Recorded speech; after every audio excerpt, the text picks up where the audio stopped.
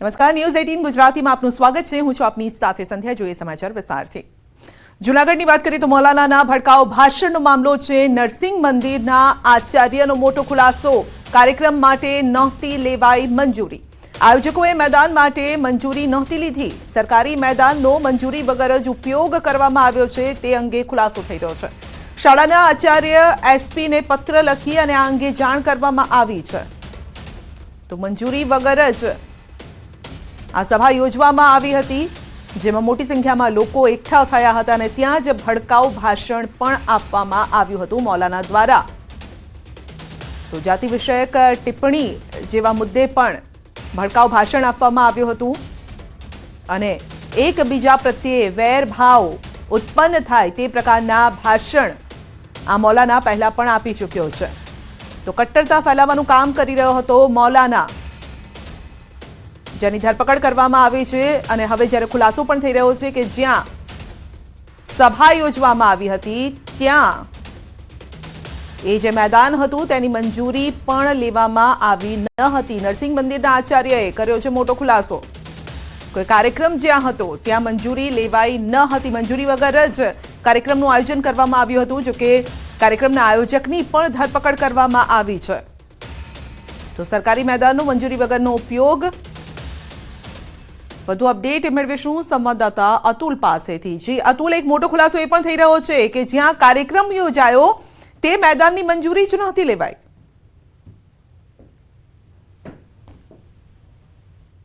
ચાલી રહ્યું છે તેનામાં એક નવું અપડેટ એવું છે। જોવા જાય તો જે નરસિંહ વિદ્યા મંદિરની અંદર જે આ જે કાર્યક્રમ યોજવામાં આવ્યો હતો તે કાર્યક્રમની મંજૂરી લેવામાં નહોતું આવ્યું તેવું શાળાના જે આચાર્ય છે તેણે પત્ર લખી અને પોલીસને જાણ કરી હતી।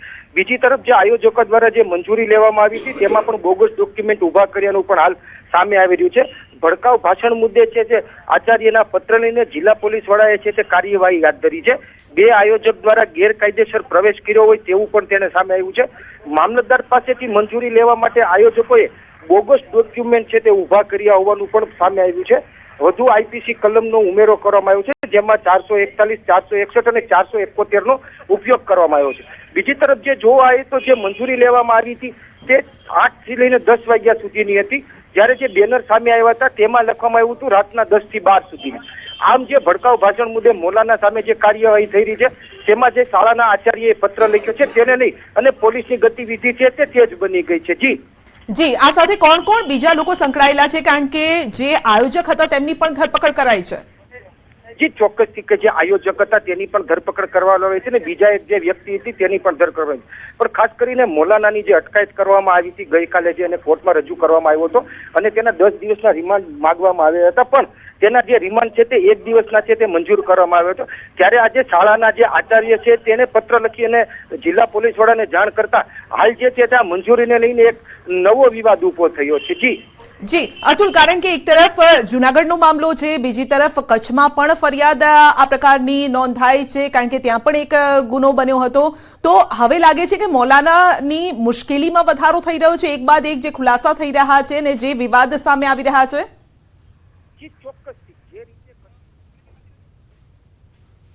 તો આપણે જણાવી દઈએ કે મામલતદાર કચેરીમાં પણ ખોટા ડોક્યુમેન્ટ આપ્યા હતા। ભડકાઉ ભાષણ મામલે વધુ ખુલાસા થઈ રહ્યા છે। જૂનાગઢમાં ભડકાઉ ભાષણ કરવામાં આવ્યું હતું, ઉશ્કેરણીજનક આ ભાષણ હતું અને આયોજકોએ ગેરકાયદેસર પ્રવેશ કર્યો હતો, મંજૂરી માટે બોગસ ડોક્યુમેન્ટ રજૂ કર્યા હતા।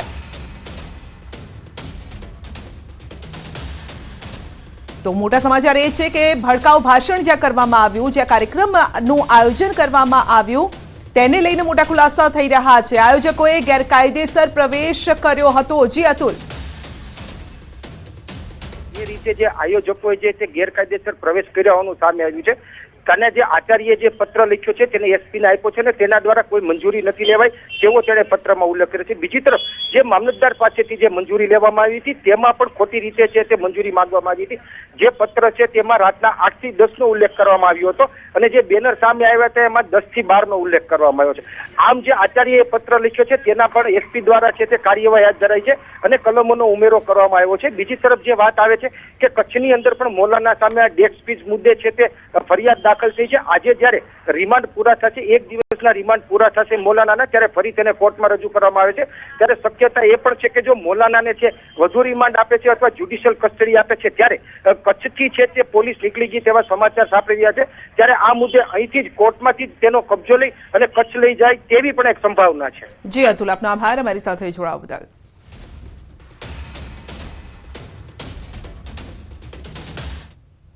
તો અંધાપા કાંડ પર હાઈકોર્ટમાં સુનાવણી. એડવોકેટ જનરલનું હાઈકોર્ટમાં મોટું નિવેદન છે. ક્લિનિકલ એસ્ટાબ્લિશમેન્ટ એક્ટમાં થશે સુધારો. તમામ હોસ્પિટલો માટે રજીસ્ટ્રેશન ફરજિયાત થશે. અત્યાર સુધીમાં 50 બેડની હોસ્પિટલ માટે હતું રજીસ્ટ્રેશન. મેડિકલ કેમ્પનું પણ રજીસ્ટ્રેશન કરાવવું પડશે.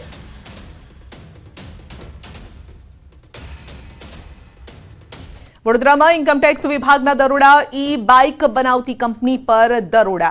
આજવા સયાજીપુરામાં આવેલી કંપનીમાં દરોડા પડ્યા છે. વડસર હરિનગરમાં હોસ્પિટલમાં સર્ચ ઓપરેશન હાથ ધરવામાં આવ્યું છે. તો આજવા સયાજીપુરામાં આવેલી કંપનીમાં દરોડા પાડવામાં આવ્યા છે. સર્ચ ઓપરેશન હાથ ધરાયું છે.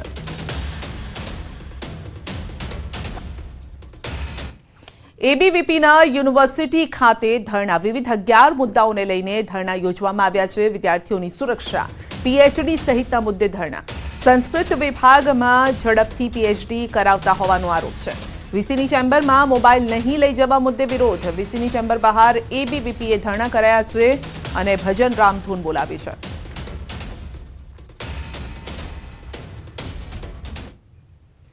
ખેરાલુ નગરપાલિકા એક્શન મોડમાં છે. ખેરાલુમાં નગરપાલિકાની દબાણ હટાવવાની કામગીરી. દબાણકર્તાઓને નોટિસ આપ્યા બાદ કરાઈ છે કામગીરી. જકાતનાકા પાસે હાટડિયા વિસ્તારમાંથી દબાણ હટાવાયા છે. જે વિસ્તારોમાં શોભાયાત્રા પર પથ્થરમારો થયો હતો તે વિસ્તારોમાં દબાણ હટાવવાની કામગીરી હાથ ધરાઈ છે.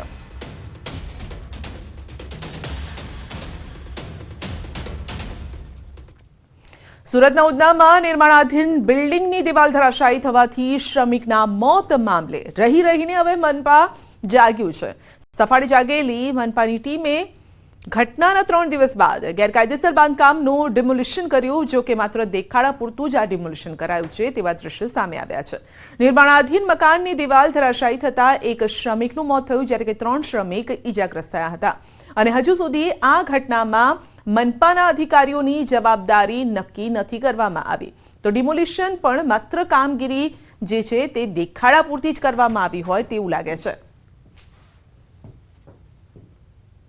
સુરતના ઉધના વિસ્તારમાં આવેલા લક્ષ્મીનારાયણ ઇન્ડસ્ટ્રીયલ એસ્ટેટમાં કામ કરવા સમયે દિવાલ ધરાશાયી થતા આજથી 2-3 દિવસ પહેલા 4 જેટલા શ્રમિકો પટકાયા હતા, જેમાં 3 શ્રમિકોને ગંભીર ઈજા થઈ હતી અને 1 શ્રમિકનું મોત થયું હતું. જોકે આ સમગ્ર મામલે પોલીસે મકાન માલિક અને કોન્ટ્રાક્ટર વિરુદ્ધ બેદરકારીનો ગુનો દાખલ કરી ધરપકડ કરી છે. પણ આ સમગ્ર ઘટના જેના અંડરમાં આવે છે તે મહાનગરપાલિકાને ગેરકાયદેસર બાંધકામ મોડે દેખાયું.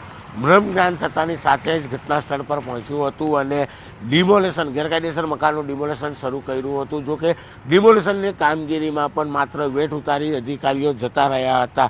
સૌથી મહત્વની વાત છે, શ્રમિકના મોતને લઈને જો મકાન માલિક અને કોન્ટ્રાક્ટર વિરુદ્ધ બેદરકારીનો ગુનો દાખલ કરી ધરપકડ કરવામાં આવતી હોય તો આ વિસ્તારમાં કામ કરતા મહાનગરપાલિકાના અધિકારીને ગેરકાયદેસર બાંધકામ કેમ દેખાયું નહીં, આ સૌથી મોટો સવાલ ઊભો થયો છે. અને જે અધિકારીની જવાબદારી છે, અધિકારીની જવાબદારી નક્કી કરવામાં આવતી નથી, તેને શિક્ષા કરવામાં આવતી નથી. પણ પોતાની ચામડી અને પોતાના અધિકારીને બચાવવા માટે મહાનગરપાલિકા આ મકાન ખાતે પહોંચી છે અને 2 અને 3 નંબરનો જે માળ છે ગેરકાયદેસર છે તેને ડિમોલિશનની કામગીરી તો શરૂ કરી છે, પણ આ કામગીરીમાં વેઠ ઉતારી માત્ર પોતાની ઇજ્જત અથવા પોતાની ચામડી બચાવવાનું કામ આ સમગ્ર ઘટનામાં સુરત મહાનગરપાલિકા કરી રહી છે. કેમેરામેન ભરત બ્રહ્મભટ્ટ સાથે કીર્તેશ પટેલ, ન્યૂઝ 18 ગુજરાતી, સુરત. કુપોષિત બાળકો અંગે વિધાનસભામાં ચર્ચા. વિધાનસભામાં 2 જિલ્લાના આંકડા જાહેર થયા છે. જૂનાગઢ, ભાવનગર જિલ્લાના આંકડા જાહેર કરવામાં આવ્યા છે. 33,936 કુપોષિત બાળકો છે. જૂનાગઢ અને અતિ કુપોષિત બાળકોની સંખ્યા 7,738. જૂનાગઢ જિલ્લામાં 7,748 કુપોષિત બાળકો પૈકી 1,582 અતિ કુપોષિત બાળકો છે. ભાવનગરમાં 26,188 કુપોષિત બાળકો છે. 26,188 પૈકી 6,156 બાળકો અતિ કુપોષિત છે. માણાવદરના ધારાસભ્ય અરવિંદ લાડાણીના સવાલમાં મહિલા અને બાળ કલ્યાણ વિભાગના મંત્રીએ લેખિતમાં જવાબ આપ્યો. તો કુપોષિત બાળકો અંગે વિધાનસભામાં ચર્ચા કરવામાં આવી હતી અને જેમાં 2 જિલ્લા અંગે વાતચીત કરવામાં આવી છે. કુપોષિત બાળકો અંગે જૂનાગઢ અને ભાવનગર જિલ્લામાં કુપોષિત બાળકોની જે સંખ્યા છે તેનો આંકડો પણ સામે આવ્યો છે, જેમાં અતિ કુપોષિત જે બાળકો છે તેમની સંખ્યા પણ મોટા પ્રમાણમાં છે. શ્રમ કૌશલ્ય વિકાસ અને રોજગાર વિભાગ માટે સરકારે કરી છે કરોડો રૂપિયાની નાણાકીય જોગવાઈ. રાજ્ય સરકારે છેલ્લા 2 બજેટમાં કરોડો રૂપિયાની જોગવાઈ કરી છે. વર્ષ 2021-22માં 1502.32 કરોડ રૂપિયાનું બજેટ, વર્ષ 2022-23ના બજેટમાં 300 કરોડનો વધારો કરી 1836.83 કરોડ રૂપિયાની જોગવાઈ કરી છે. સરકારે વર્ષ 2021-22માં જે જોગવાઈ કરવામાં આવી છે 1279.88 કરોડની રકમ ફાળવી છે, જેમાં 67.65 કરોડ રૂપિયા વણ વપરાયેલા રહ્યા છે. વર્ષ 2022-23માં 1591.87 કરોડની રકમ ફાળવવામાં આવી છે, જેમાં 121.76 કરોડ રૂપિયા વપરાયા નથી. વિધાનસભા ગૃહમાં કોંગ્રેસના ધારાસભ્ય ડોક્ટર કિરીટ પટેલના પ્રશ્ન પર ગૃહમાં આ જવાબ રજૂ કરવામાં આવ્યો.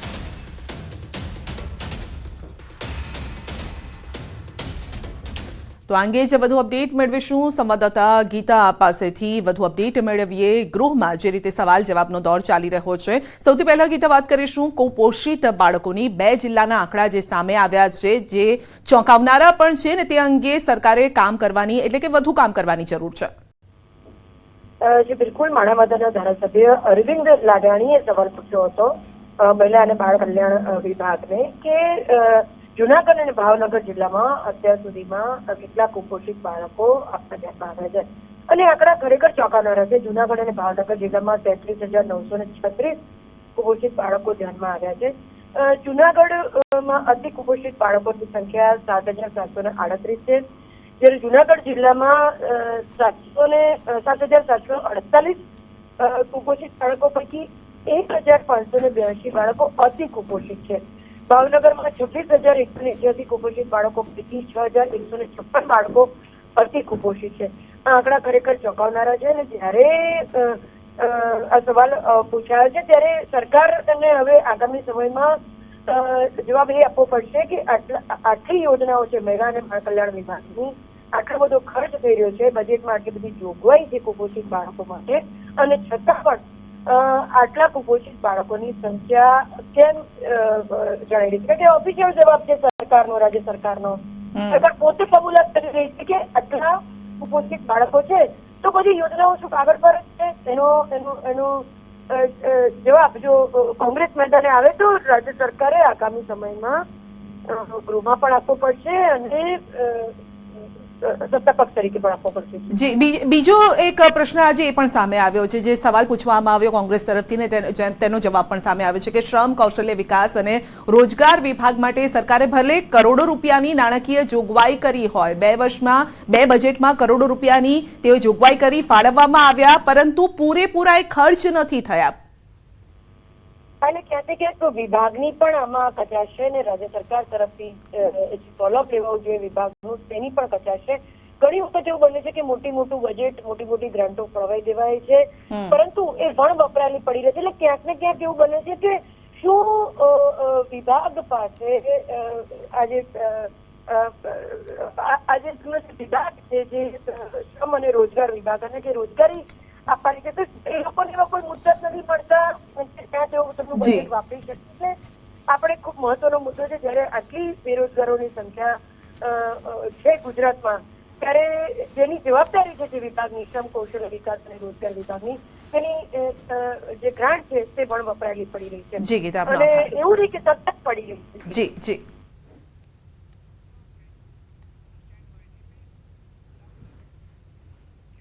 અમદાવાદના શાહીબાગ વિસ્તારની પ્રેમવતી રેસ્ટોરન્ટની આ ઘટના છે. ખીચડીમાંથી જીવાત નીકળી છે. ખીચડીમાં જીવાત નીકળતા ગ્રાહક આશ્ચર્યમાં મુકાઈ ગયા. ગ્રાહકે દુકાનદારને ફરિયાદ કરતા કોઈ જવાબ નહીં. ગુણવત્તા અને સ્વચ્છતા સામે પણ સવાલ ઉઠ્યા છે. શાહીબાગ સ્વામિનારાયણમાં આવેલી છે પ્રેમવતી રેસ્ટોરન્ટ. ગ્રાહકે સોશિયલ મીડિયામાં વિડીયો પણ વાયરલ કર્યો છે. ખીચડીમાંથી જીવાત મળી આવી છે. આ વિડીયો સામે આવી રહ્યો છે શાહીબાગ વિસ્તારનો આ વિડીયો છે ગ્રાહકે સોશિયલ મીડિયામાં આ વિડીયો વાયરલ પણ કર્યો છે તો ખીચડીમાંથી જીવાત મળવાની આ ઘટના સામે આવી છે મોરૈયાની ખીચડીમાંથી જીવાત નીકળી છે તો આપ જોઈ શકો છો આ અંગે તેમણે રજૂઆત પણ કરી પરંતુ સામેથી કોઈ જવાબ જ ન આવ્યો દુકાનદારે ગ્રાહકને કોઈ જવાબ ન આપ્યો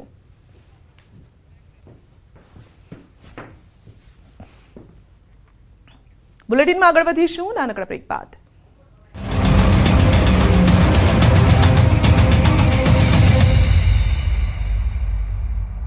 लूबी पंप्स फ्लो नहीं फोर्स।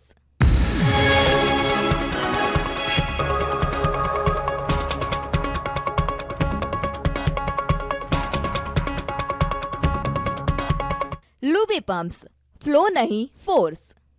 આટલાદર વિસ્તારમાં તસ્કરોએ આતંક મચાવ્યો તસ્કરો ઘરમાં ઘૂસતા હોય તેવા દ્રશ્યો કેમેરામાં કેદ થયા તસ્કરો ત્રાટકતા સ્થાનિકોમાં ભયનો માહોલ ભરૂચના અંકલેશ્વરમાં તસ્કરોનો તરખાટ પશુપતિનાથ મંદિરમાં 5 કિલોથી વધુ ચાંદીના દાગીનાની ચોરીની ઘટના સીસીટીવીમાં કેદ થઈ પોલીસે સીસીટીવીના આધારે તપાસ શરૂ કરી અમદાવાદના વિશાલ એપીએમસીની એક દુકાન પાસેથી લસણના 14 કટ્ટાની ચોરી થઈ 2 લોકો રિક્ષામાં લસણના કટ્ટા ભરીને નીકળી ગયા લસણની ચોરીની ઘટના સીસીટીવીમાં કેદ થઈ ગીર સોમનાથના વેરાવળ બાયપાસ રોડના વાડી વિસ્તારમાં મકાનમાં ઘૂસી દીપડી વહેલી સવારે દીપડીએ વાછરડાનું કર્યું હતું મારણ વન વિભાગે કલાકોની જહેમત બાદ દીપડીનું રેસ્ક્યુ કર્યું વન વિભાગની ટીમે ટ્રેન્ક્યુલાઇઝ કરી કરવું પડ્યું રેસ્ક્યુ દીપડી અવાવરૂ મકાનમાં ઘૂસી છુપાઈ ગઈ હતી દીપડીની રેસ્ક્યુ કામગીરીમાં 2 વનકર્મી થયા ઇજાગ્રસ્ત દીપડીનું રેસ્ક્યુ કરી અમરાપુર એનિમલ કેર સેન્ટર ખાતે ખસેડવામાં આવી અમરેલીના પીપાવાવ પોર્ટ ફોરવે માર્ગ પર દેખાયો સિંહ પરિવાર 4 સિંહ હાઈવે ક્રોસ કરતા દેખાયા શિકારની શોધમાં આવેલા સિંહ પરિવારનો વિડીયો રાહદારીએ કેમેરામાં કેદ કર્યો અમરેલીમાં રેલવે ટ્રેક પર આવી ગયેલા સિંહને બચાવાયો રાજુલા પીપાવાવ પોર્ટમાં સિંહ ફેન્સિંગ કૂદીને રેલવે ટ્રેક પર આવી ગયો રેલવે સેવકોએ તાત્કાલિક ફેન્સિંગ ગેટ ખોલાવી સિંહને બહાર કાઢ્યો રાત્રિના સમયે વન વિભાગ એલર્ટ રહેતા સિંહનો બચાવ રાજ્યમાં 2 વર્ષમાં 113 સિંહ 126 સિંહ બાળના થયા મોત 21 સિંહ અને 8 બાળ સિંહના કુદરતી મોત થયા 92 સિંહ અને 118 બાળ સિંહના મોત કુદરતી રીતે થયા 2 વર્ષમાં 294 દીપડા 110 દીપડાના બચ્ચાના મોત થયા દીપડા અને સિંહના કુદરતી મોત અટકાવવા સરકારે લીધા અનેક પગલાં વિધાનસભા ગૃહમાં કોંગ્રેસના ધારાસભ્ય શૈલેષ પરમારના સવાલનો વન પર્યાવરણ મંત્રી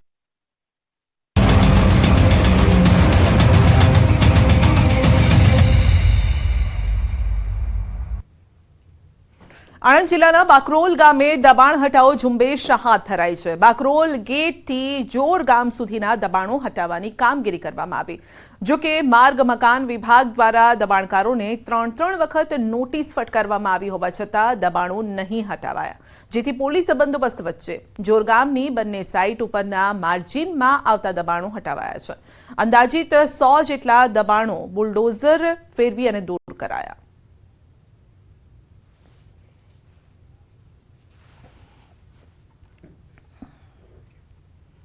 મહીસાગરમાં નિવૃત્ત સીઆરપીએફ જવાન પર હુમલો થયો છે બુટલેગર સહિત 4 શખ્સોએ પાવડા વડે હુમલો કર્યો છે માથા અને મોઢાના ભાગે ઈજા પહોંચી છે બુટલેગરે જાનથી મારી નાખવાની ધમકી આપી હતી પોલીસે 4 શખ્સ સામે ફરિયાદ પણ નોંધી છે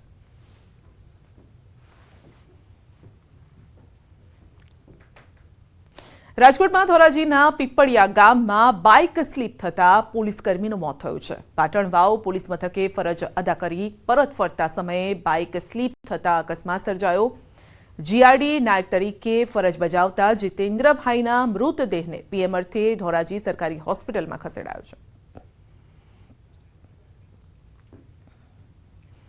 રાષ્ટ્રીય અલ્પસંખ્યક આયોગના વાઇસ ચેરમેનનું એફબી એકાઉન્ટ હેક થયું છે વાઇસ ચેરમેન કેરસી ડેબુનું ફેસબુક એકાઉન્ટ હેક થયું હોવાની ફરિયાદ સ્પષ્ટતા પણ સામે આવી છે અને પોતાના નામે નાણાકીય વ્યવહાર ન કરવા મિત્રોને તેમણે સૂચિત કર્યા છે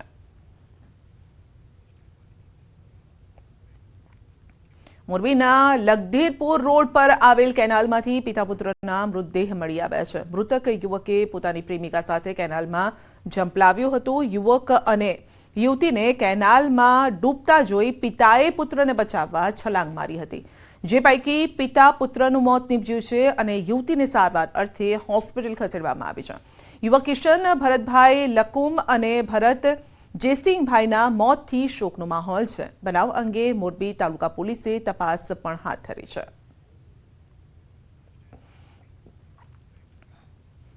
અમદાવાદ શહેરના રસ્તાઓ પર મસી નામની જીવાતે આતંક મચાવ્યો છે.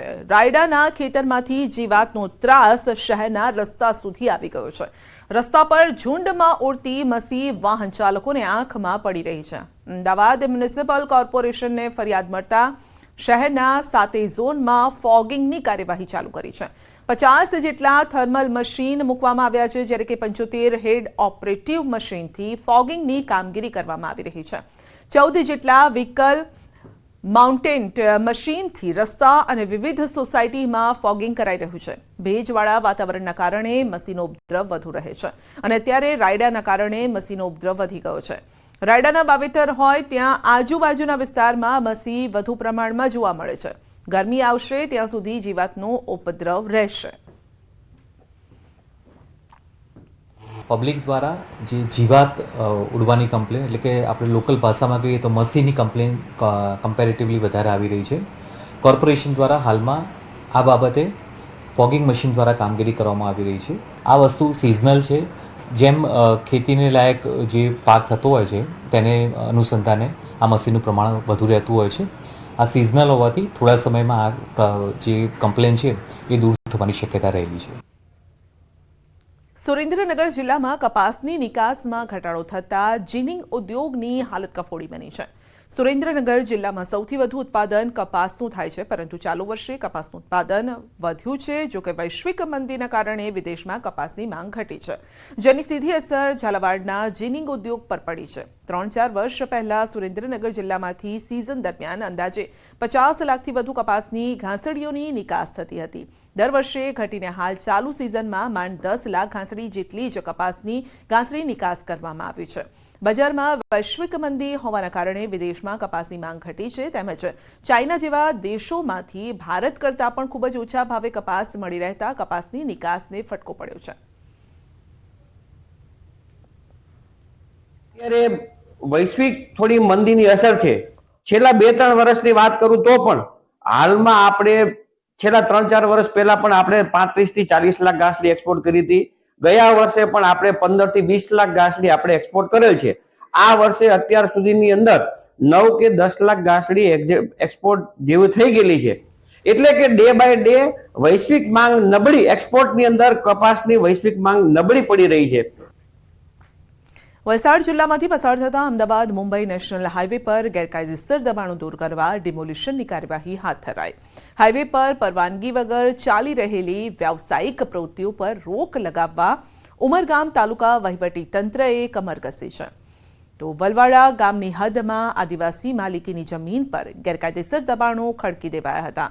વ્યાવસાયિક પ્રવૃત્તિ માટે પતરાના શેડ અને અન્ય રીતે કબજો જમાવવામાં આવ્યો હતો, અને જે ધ્યાને આવતા તંત્રએ 15 દિવસ પહેલા જ બાંધકામો દૂર કરવા નોટિસ આપી હતી.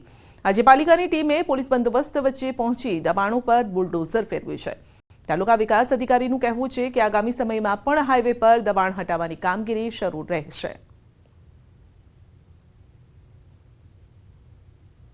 અમને જે લઈ ગયા છે એ એમને અમે લઈ જવા દીધા છે. ત્યાર પછી જે બી અહીંયા જે સ્ટ્રક્ચર હતું અને આજરોજ અત્રેની કચેરી દ્વારા અને માન્ય કલેક્ટર સાહેબના હુકમ અન્વયે તમામ જે બી સ્ટ્રક્ચર છે એને ડેમોલેજ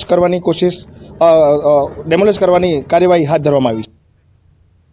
બોર્ડના વિદ્યાર્થીઓ માટે કાલથી શરૂ થશે હેલ્પલાઇન. જી હા, ધોરણ 10 અને 12ની પરીક્ષાના પગલે હેલ્પલાઇન કાલથી શરૂ થશે. માધ્યમિક શિક્ષણ બોર્ડની હેલ્પલાઇનનો પ્રારંભ થશે. ટોલ ફ્રી નંબર 1800-233-5500 પરથી માર્ગદર્શન અપાશે.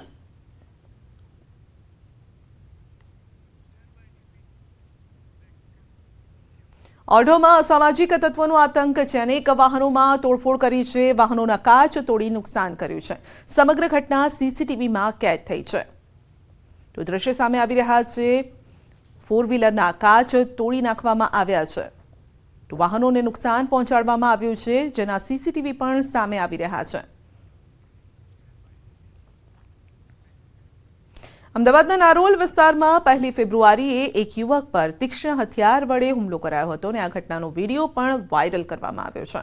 આ મામલે પોલીસે શાહ આલમ વિસ્તારમાં રહેતા 3 યુવક સામે મારામારીની ફરિયાદ દાખલ કરી છે. 3 આરોપીની ધરપકડ કરી છે. પોલીસ તપાસમાં એક આરોપીનો ગુનાહિત ઇતિહાસ પણ સામે આવ્યો છે. આરોપીઓની કેટલીક રીલ્સ વાયરલ થઈ રહી છે. તેના પરથી પોલીસે વધુ તપાસ હાથ ધરી છે.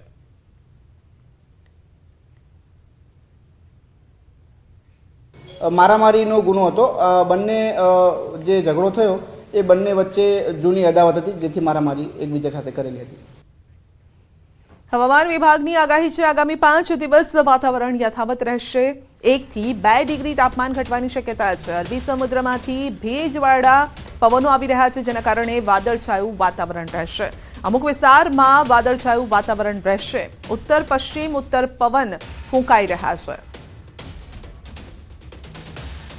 आगामी दिनों में जो टेम्परेचर है मतलब नो लार्ज चेंज में रहेगा, लेकिन जो उसकी टेंडेंसी है वो फॉल होने की मतलब मिनिमम टेम्परेचर की टेंडेंसी है वो जो मतलब फॉल होगा वो 1 से 2 डिग्री सेल्सियस में ही उस रेंज में रहेगा. મોરબીમાં ડીઝલ ચોરીના કૌભાંડનો મામલો છે. બીટ જમાદાર સહિત એક પોલીસકર્મી સસ્પેન્ડ. જિલ્લા પોલીસ વડા રાહુલ ત્રિપાઠીની કાર્યવાહી છે. પોલીસકર્મી ભરત મિયાત્રાની કરાઈ છે ધરપકડ. એસએમસીએ 11 લોકોની ધરપકડ કરી છે. તો જિલ્લા પોલીસ વડા દ્વારા કાર્યવાહી હાથ ધરવામાં આવી. ભરત મિયાત્રાની ધરપકડ કરવામાં આવી છે. તો 11 લોકોની ધરપકડ કરવામાં આવી છે. અત્યાર સુધીમાં ડીઝલ ચોરીનું કૌભાંડ સામે આવ્યું હતું, જેમાં તપાસનો ધમધમાટ ચાલ્યો. બીટ જમાદાર સહિત એક પોલીસકર્મીને સસ્પેન્ડ પણ કરવામાં આવ્યા છે.